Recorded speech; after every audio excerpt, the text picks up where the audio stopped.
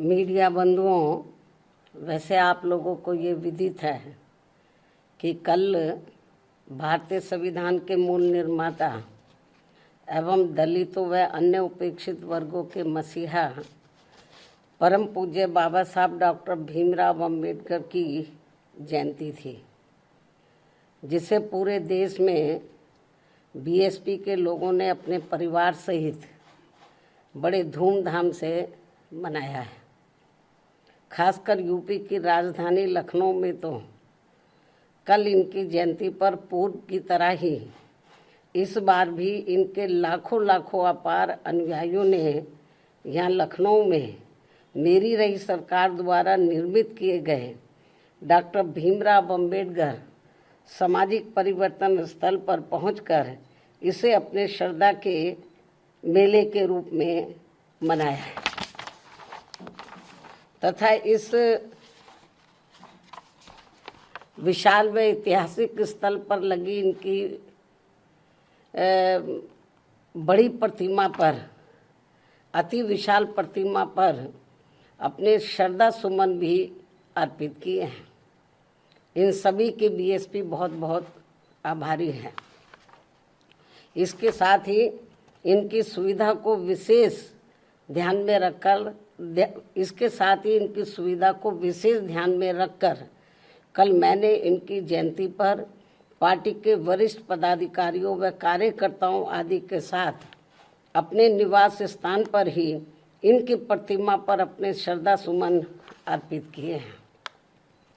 और इस मौके पर प्रेस नोट आदि के जरिए भी इनकी त्याग, तपस्या, संघर्ष व कार्यों आदि के बारे में भी अपनी श्रद्धा व भावनाएं व्यक्त की हैं, जिनकी सोच व मूवमेंट को आगे बढ़ाने के लिए बीएसपी के जन्मदाता एवं संस्थापक मान्यवर श्री कांशीराम जी ने अपनी पूरी जिंदगी समर्पित की है,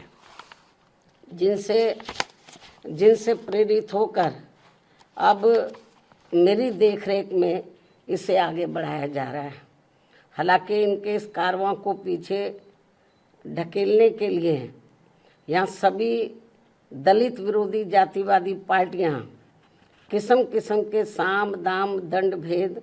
आदि हथकंडे भी काफ़ी इस्तेमाल कर रही हैं, जिनसे बीएसपी के लोगों को कदम कदम पर हमेशा सावधान रहना है और यही फिर अपने इन महापुरुषों के प्रति इनकी सच्ची श्रद्धा भी होगी। हालांकि इस संदर्भ में मेरा ये कहना है कि बीएसपी के बेस वोट अर्थात दलितों के वोटों को लुभाने के लिए पिछले कुछ समय से यहाँ सभी विरोधी पार्टियाँ अपने अधिकांश कार्यक्रमों में बीएसपी के नीले रंग को ही विभिन्न रूपों में इस्तेमाल कर रही हैं, जिसका दलितों पर कुछ भी असर पड़ने वाला नहीं है, क्योंकि इन पर केवल बीएसपी के नीले रंग का ही असर पड़ता है, अन्य किसी और रंग का नहीं। ये विरोधियों को ध्यान में रखकर चलना चाहिए। और अब जिस खास मकसद से आज मैंने मीडिया बंधुओं को बुलाया वो है महिला आरक्षण का अति महत्वपूर्ण मामला, जिसके लिए केंद्र सरकार ने कल से संसद का 3 दिन का विशेष सत्र भी बुलाया हुआ है। और इस संबंध में हमारी पार्टी का ये कहना है कि देश में बहुजन समाज में से खासकर एससी, एसटी व ओबीसी समाज के हित व कल्याण की तरह ही महिला सशक्तिकरण आदि की बातें भी तो बहुत की जाती हैं, किंतु सही नियत नीति एवं मजबूत इच्छा शक्ति के अभाव के कारण इस पर ईमानदारी से अमल शायद ही कभी ठीक ढंग से हो पाया है। इसी का नतीजा है कि कमज़ोर वर्गों के लोगों की तरह ही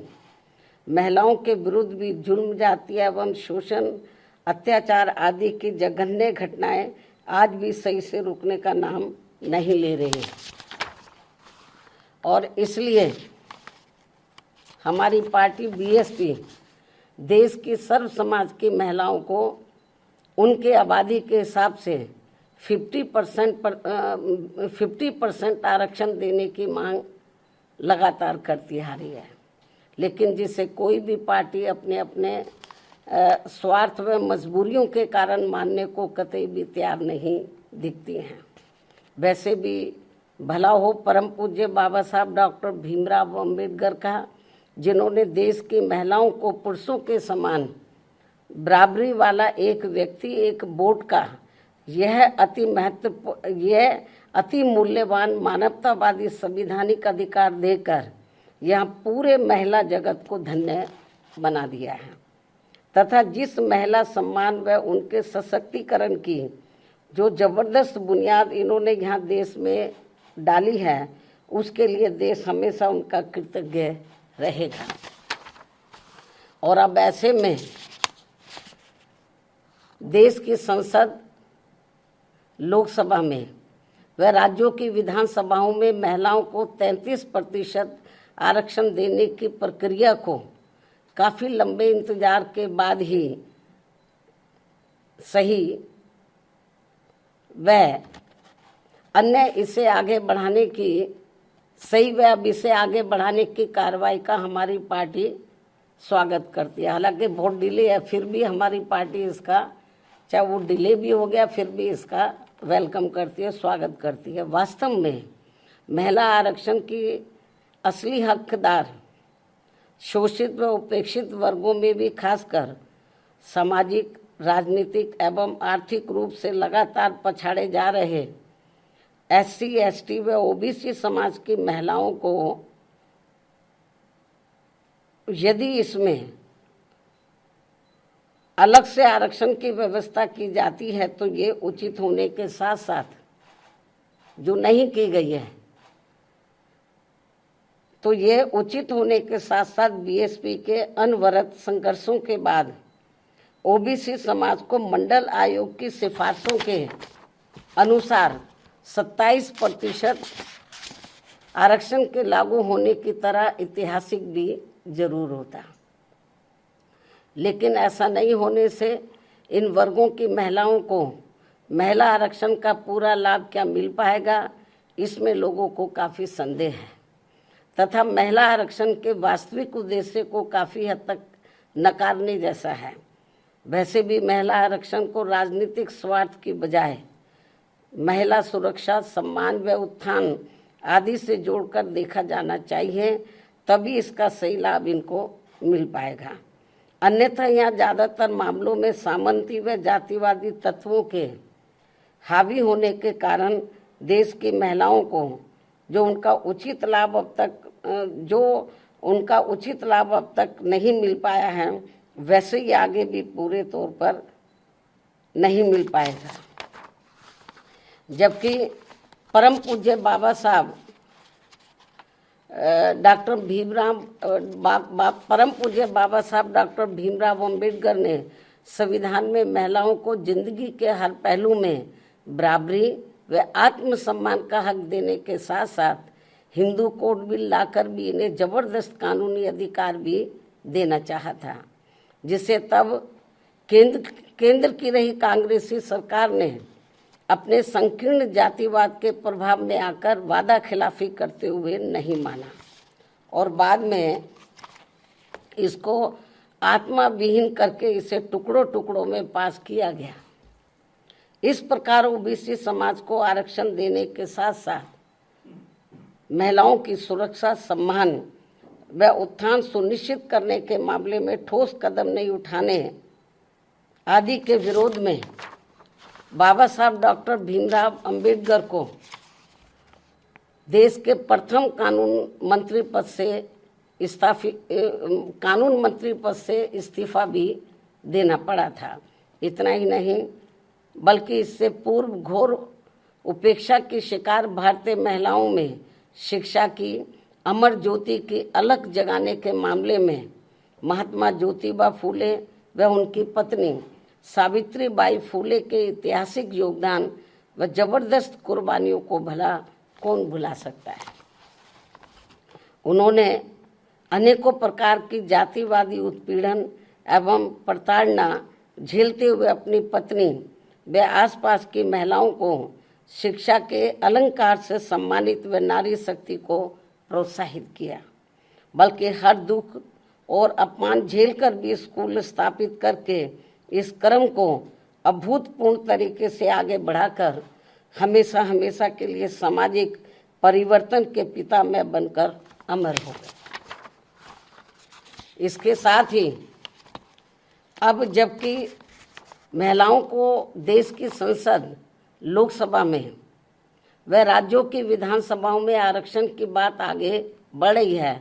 तो इसमें किसी भी प्रकार की अड़चन पैदा करना उचित नहीं होगा। इस मामले में खासकर कांग्रेस पार्टी को महिला आरक्षण में SC, ST व OBC महिलाओं को अलग से आरक्षण देने की बात इन्हें अब क्यों याद आ रही है,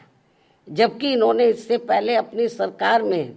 इस विशेष मुद्दे की घोर अनदेखी की थी और BSP की इस मांग को भी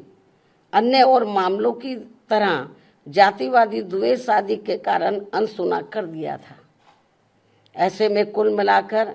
BSP का संक्षेप में यही कहना है कि देश में महिलाओं की लगातार हो रही दयनीय स्थिति को देखते हुए बेहतर यही है कि महिला आरक्षण को संकीर्ण दलगत राजनीति से दूर रखते हुए इसको जल्द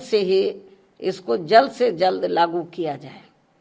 ताकि कुछ ना सही ये थोड़ा ही बेहतर होगा, थोड़ा कुछ तो मिले इनको। साथ ही महिलाओं की सुरक्षा, सम्मान व उत्थान आदि के मामले में सभी लोग अपना मन भी जरूर चंगा करें, ताकि देश को कटौती में गंगा मिल सके। इन्हीं जरूरी बातों व सुझावों के साथ ही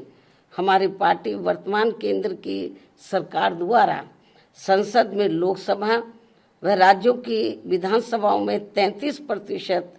दिए जाने वाले आरक्षण के फैसले का स्वागत करती है।